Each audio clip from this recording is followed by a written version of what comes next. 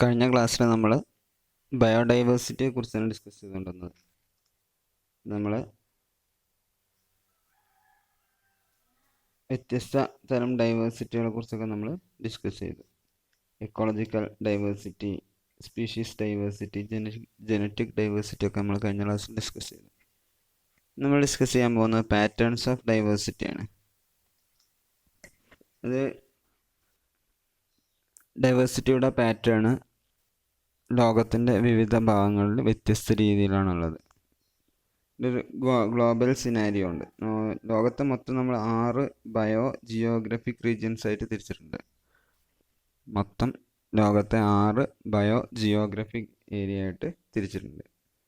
ഈ ഓരോ റീജിയണിലും കാണപ്പെടുന്ന ജീവികളൊക്കെ ആ കാലാവസ്ഥയോട് അഡാപ്റ്റായി ജീവിക്കാൻ കഴിയുന്ന പ്രത്യേകതകളുള്ള ജീവികളാണ്. ഇതിൽ തന്നെ ചില പ്രത്യേക ജീവികളെ ചില പ്രത്യേക റീജിയണിൽ മാത്രമേ കാണപ്പെടുന്നുള്ളൂ. എന്നാൽ ചില ജീവികളെ ലോകത്തിൻ്റെ എല്ലാ ഭാഗങ്ങളിലും ഒരേപോലെ കാണപ്പെടുന്നുണ്ട്. ഉദാഹരണത്തിന് ആന എന്ന് പറയുന്നത് ഏഷ്യയിലും ആഫ്രിക്കയിലും മാത്രമാണ് കാണുന്നത്. ലോകത്ത് മറ്റൊരു സ്ഥലത്തും നാച്ചുറലായിട്ട് ആന എന്ന് പറയുന്ന ജീവിയില്ല. നമ്മൾ ചില സ്ഥലങ്ങളിലൊക്കെ കൊണ്ടുപോകാറുണ്ട്, എന്നാലും അതിനവിടെ മെയിൻറ്റെയിൻ ചെയ്ത് പോകുക എന്നുള്ളത് വളരെ ബുദ്ധിമുട്ടുള്ള കാര്യമാണ്. അതേസമയം പുല്ല് ലോകത്തെല്ലാ സ്ഥലത്തും കാണപ്പെടുന്ന ഒരു ജീവിവർഗമാണ്. അപ്പം ഇതേപോലെ ചില ജീവിവർഗങ്ങൾ ലോകത്തിൻ്റെ ചില പ്രത്യേക ഭാഗങ്ങളിൽ മാത്രമേ കാണപ്പെടുള്ളൂ, എന്നാൽ ചിലത് ലോകത്തിൻ്റെ എല്ലാ ഭാഗങ്ങളിലും ഒരേപോലെ കാണപ്പെടുകയും ചെയ്യും. ഇതിൽ വളരെ പ്രധാനപ്പെട്ട ഒരു സീനാണ് ഇന്ത്യൻ സീൻ എന്ന് പറയുന്നത്. വളരെ പ്രധാനപ്പെട്ട ബയോഡൈവേഴ്സിറ്റി നിലനിൽക്കുന്ന ഒരു സ്ഥലമാണ് India.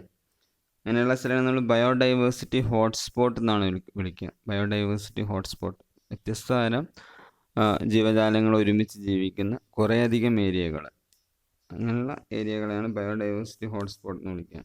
Western ഗാട്ട്സ്, north eastern regions ഒക്കെ, ഹിമാലയങ്ങളൊക്കെ ഉൾപ്പെടെയുള്ള ഭാഗങ്ങളൊക്കെ ഹോട്ട്സ്പോട്ടുകളാണ്, biodiversity ഹോട്ട്സ്പോട്ടുകളാണ്.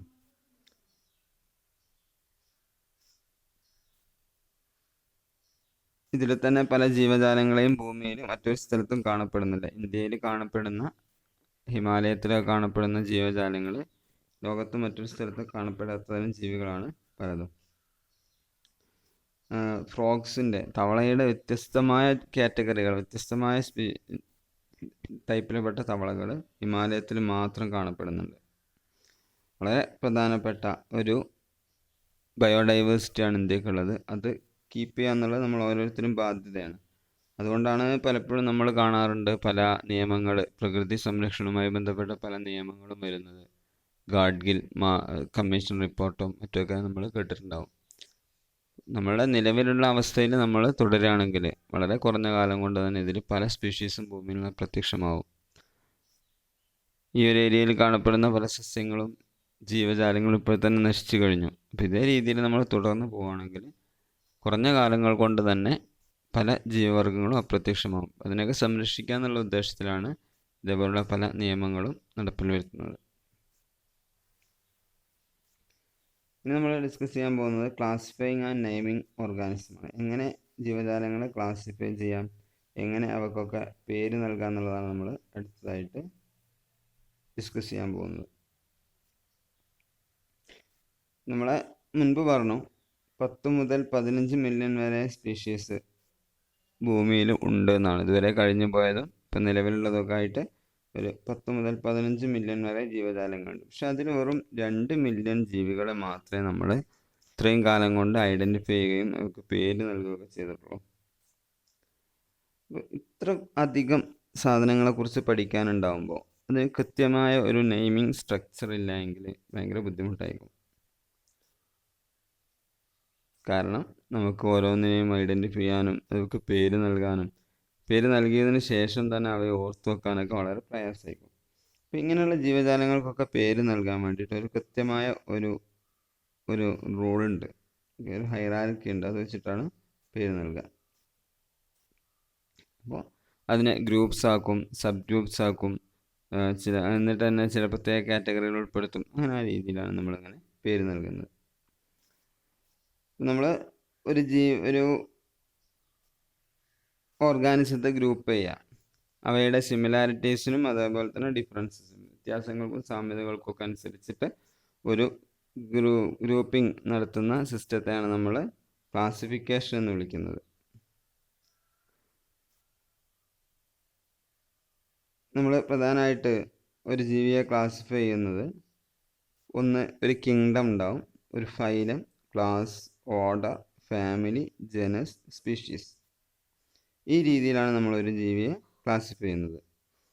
Kingdom, phylum, class, order, family, ജനസ്, species. Okay, ഈ ഒരു ഹൈറാർക്കിയിലാണ് നമ്മൾ ക്ലാസിഫൈ ചെയ്യുക. അപ്പോൾ ഒരേ കിങ്ഡത്തിൽ പെട്ടുന്ന കുറേ ജീവികളുണ്ടാവും, പക്ഷേ അവയുടെ ബാക്കിയുള്ള എല്ലാം വ്യത്യസ്തമായിരിക്കും. ഫൈലം, ക്ലാസ്, ഓർഡർ ഒക്കെ വ്യത്യസ്തമായിരിക്കും. അതിന് ബാക്കി സ്പീഷീസ് ഒഴികെയുള്ള ബാക്കിയെല്ലാം ഒരേപോലെ ആയിരിക്കും, സ്പീഷീസ് മാത്രം വ്യത്യാസം ഉണ്ടാവും. ഇങ്ങനെയൊക്കെ ജീവികൾ, വ്യത്യസ്ത കാറ്റഗറിയിൽ ജീവികൾ വരും. ഈ രീതിയിൽ ജീവികളെ ക്ലാസിഫൈ ചെയ്യുന്നത് ശരിക്കും ഒരു എവല്യൂഷണറി റിലേഷൻഷിപ്പാണ് ഇത് കാണിക്കുന്നത്. കാരണം ഓരോന്നിൽ നിന്ന് വ്യത്യാസങ്ങളാണ് ഇങ്ങനെ ഒരേ കിങ്ഡത്തിൽപ്പെട്ട ജീവികൾ, ഒരേ ഫൈലത്തിൽപ്പെട്ട ജീവികൾ, വ്യത്യസ്ത ക്ലാസ് ആവാം. അപ്പോൾ ഇടക്കാലത്ത് വെച്ച് അവർക്ക് എവല്യൂഷൻ സംഭവിച്ചു എന്നുള്ള ആ രീതിയിലാണ് നമ്മൾ ഈ ഒരു ക്ലാസിഫിക്കേഷനൊക്കെ നമ്മൾ ചെയ്യുന്നത്. ഇത് നമ്മൾ ടാക്സോണമി എന്നുള്ള ടേം കേട്ടിട്ടുണ്ടാവും. ഒരു സിസ്റ്റമാറ്റിക് ആയിട്ട് നമ്മൾ ഓരോ ജീവിയെയും കുറിച്ച് പഠിച്ചിട്ട് ഈ രീതിയിൽ അറേഞ്ച് ചെയ്യാം. ഉദാഹരണത്തിന് നമുക്ക് മനുഷ്യൻ്റെ സയൻറ്റിഫിക് നെയിം അല്ലെങ്കിൽ മനുഷ്യൻ്റെ ഈ ക്ലാസിഫിക്കേഷൻ എങ്ങനെയാണ് വരുന്നത് നോക്കാം. മനുഷ്യൻ്റെ സയൻറ്റിഫിക് നെയിം നമുക്ക് പറയാം ഹോമോസാപ്പിയൻസ് എന്നാണ്. അപ്പോൾ മനുഷ്യനെ എങ്ങനെയാണ് ക്ലാസിഫൈ ചെയ്തതെന്ന് നമുക്ക് ഈ രീതിയിൽ എങ്ങനെയാണ് ക്ലാസിഫൈ ചെയ്തതെന്ന് നോക്കാം. ഫസ്റ്റ് നെയിം ഓഫ് ഗ്രൂപ്പ്, അതേപോലെ തന്നെ characteristics, features of the group. Okay, നമ്മൾ ആ ക്ലാസിഫൈ ചെയ്തിട്ടുള്ള ആ ക്യാരക്ടർ, അതിൽ വരുന്ന ജീവികളുടെ മൊത്തം പ്രത്യേകതയാണ് നമ്മൾ നോക്കുന്നത്. ഫസ്റ്റ് കിങ്ഡം ആനിമാലിയാണ്. നമ്മുടെ കിങ്ഡം എന്ന് പറയുന്നത് ആനിമാലിയ എന്ന് പറയുന്ന കിങ്ഡമാണ്. എല്ലാ ജീവജാലങ്ങളും അതിൽ ഉൾപ്പെടും. ഓൾ ആനിമൽസ്, മൾട്ടിസെല്ലുലാർ, യൂക്കാറിയോട്ടിക്, ഹെറ്ററോട്രോപ്സ് എല്ലാം ഈ കിങ്ഡം ആനിമാലിയ എന്ന് പറയുന്നതിൽ ഉൾപ്പെടും. ഇനി നമ്മൾ അടുത്ത് നോക്കുന്നത് നമ്മളെ ഫൈലം കൊർഡാറ്റ എന്ന് പറയുന്ന ഫൈലാണ്. ഈ ഫൈലത്തിൽ വരുന്നത് animals with notochord at some stage of life. നമ്മൾ പൊക്കിൾക്കൊടി എന്ന് പറയാറില്ലേ, പൊക്കിൾക്കൊടിയിലൂടെ ഭക്ഷണം കിട്ടുന്ന ജീവികളാണ് നമ്മൾ ഇതിൽ ഉൾപ്പെടുത്തുക.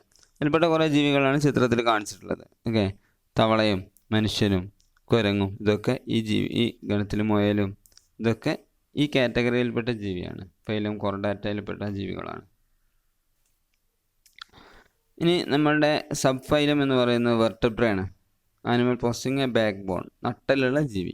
ഓക്കെ, നേരത്തെ കണ്ട തവളയും അതേപോലെ തന്നെ മുയലും മത്സ്യവും ഒക്കെ നട്ടലുള്ള ജീവിയാണ്. ഇപ്പോൾ സബ് ഫൈലത്തിൽ നേരത്തെ ഉണ്ടായിരുന്ന കുറേ ജീവികൾ അതിൽ നിന്ന് പ്രത്യക്ഷമായിട്ടുണ്ടാവും. ഫൈലം കൊർഡാറ്റയിലുള്ള പല ജീവികളും സബ് ഫൈലം വെർട്ടബ്രയിൽ എത്തുമ്പോഴേക്കും മാറിയിട്ടുണ്ടാവും. പിന്നെ ക്ലാസ് മാമാലിയാണ്. മാമാലിയ എന്ന് പറഞ്ഞാൽ animals with mammary gland to provide milk for their young. പ്രസവിച്ച് മുലയൂട്ടി വളർത്തുന്ന ജീവികളാണ് നമ്മൾ മാമൽസ് എന്ന് വിളിക്കുക, അല്ലേ? മനുഷ്യനൊരു മാമലാണ്. അപ്പോൾ നമ്മൾ നേരത്തെ പറഞ്ഞതിൽ വേറെയും കുറേ ജീവികൾ നഷ്ടപ്പെട്ടിട്ടുണ്ടാവും, മാമൽസ് മാത്രമായി മാറി. ഇനി നമ്മളെ ക്ലാസ് ഓഫ് മാമൽസ് ആണ്. അപ്പോൾ അതിൽ മത്സ്യം പോലുള്ള ജീവികളൊക്കെ, മുട്ടയിടുന്ന ജീവികളൊക്കെ ഒഴിവായി ബാക്കിയുള്ള ജീവികളായി മാറി, അല്ലേ? മുയൽ അതുപോലുള്ള ജീവികളൊക്കെ ആയി മാറി. നമ്മൾ ഓർഡർ എന്ന് പറയുന്നത് പ്രൈമേറ്റ്സ് ആണ്. Grasping hands and feet share the group with monkeys and apes. ഈ കാറ്റഗറിയിലേക്ക് വരുമ്പോഴേക്കും നമ്മൾ കുരങ്ങന്മാർ അതേപോലുള്ള സാധനങ്ങൾ മാത്രമായിട്ട് മാറി, ബാക്കിയുള്ളതൊക്കെ ഇല്ലാതായി. ഇപ്പോൾ മുയലോ അല്ല അതേപോലുള്ള ജീവികൾക്കൊന്നും ഈ ഒരു ഓർഡറിലേക്ക് നമ്മൾ പിടിക്കാൻ പറ്റുന്ന കൈയും മറ്റൊന്നും ഇല്ലാത്തതുകൊണ്ട് തന്നെ അത് ഇല്ലാതായി, ബാക്കിയുള്ള ജീവികളായി മാറി. ഇനി ഫാമിലി എന്ന് പറയുന്നത് ഹോമിനിഡേ ഗ്രൂപ്പ് ഷെയർഡ് വിത്ത് പ്രിമിറ്റീവ് ഹ്യൂമൻസ്. പഴയ കാലത്തുള്ള മനുഷ്യൻ്റെ ഒരു ഗ്രൂപ്പ് മാത്രമായിട്ട് മാറി. ജനസ് ആൻഡ് സ്പീഷീസ് എന്ന് പറയുന്നത് ഹോമോ സാപ്പിയൻസ് ആണ്. അപ്പോൾ മനുഷ്യൻ മാത്രമായി മാറി. ഹോമോ സാപ്പിയൻസ് എന്ന് മനുഷ്യനാണ്. അപ്പോൾ നമ്മൾ മൊത്തത്തിലുള്ള ക്ലാസ് ഓർഡറിലേക്ക് വരുമ്പോഴേക്കും ഹോമോ സാപ്പിയൻസ് എന്ന് എത്തുമ്പോഴാണ് മനുഷ്യൻ്റെ ക്ലാസിഫിക്കേഷൻ പൂർണ്ണമാവുന്നത്. ഈ രീതിയിലാണ് മനുഷ്യനെ നമ്മൾ ക്ലാസിഫൈ ചെയ്തത്. ഓരോ ജീവികളെയും നമ്മൾ ഈ രീതിയിൽ ക്ലാസിഫൈ ചെയ്യും.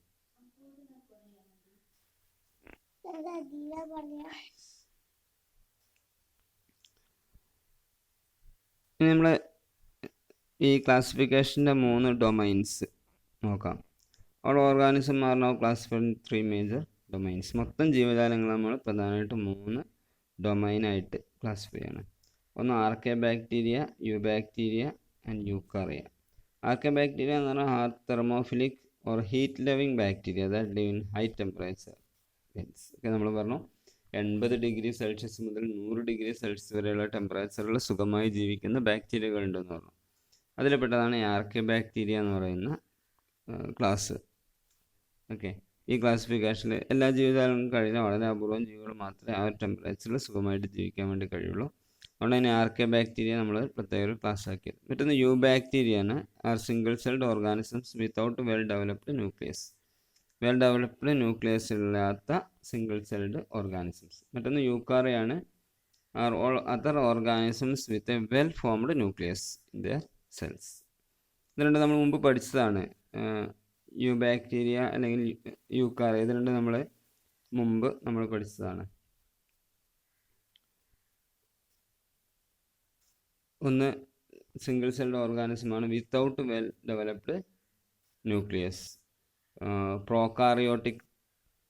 പ്രോകാറിയോട്സ് എന്ന കാറ്റഗറിയിൽ നമ്മൾ മുമ്പ് പഠിച്ച സാധനമാണ് വെൽ ഡെവലപ്ഡ് ന്യൂക്ലിയസ് ഇല്ലാത്ത ഓർഗാനിസംസ്. മറ്റൊന്ന് യൂക്കാറിയോട്സ് എന്നുള്ളതിൽ യൂക്കാറിയ നമ്മൾ മുമ്പ് പഠിച്ചതാണ്. അതിന് വെൽ ഡെവലപ്ഡ് ആയ ന്യൂക്ലിയസ് ഉണ്ടാവും. സിംഗിൾ സെല്ലാവാം, മൾട്ടി സെല്ലാവാം, ഏത് ജീവജാലങ്ങളാവാം. എന്ത് വേണം? അതിൻ്റെ ന്യൂക്ലിയസിന് ഒരു ന്യൂക്ലിയർ മെംബ്രെയിൻ വേണം. അതുപോലെ തന്നെ വെൽ ഡെവലപ്ഡ് ന്യൂക്ലിയസ് ആയിരിക്കണം. ഇങ്ങനെയാണ് നമ്മൾ 3 ക്ലാസിഫിക്കേഷൻ നടത്തുന്നത്: ആർക്കെ ബാക്ടീരിയ, യു ബാക്ടീരിയ ആൻഡ് യൂക്കാറിയ. നമുക്ക് പഠിക്കാനുള്ളത് കിങ്ഡംസ് ഓഫ് ലൈഫാണ്. നമുക്ക് അടുത്ത ക്ലാസ്സിൽ നോക്കാം.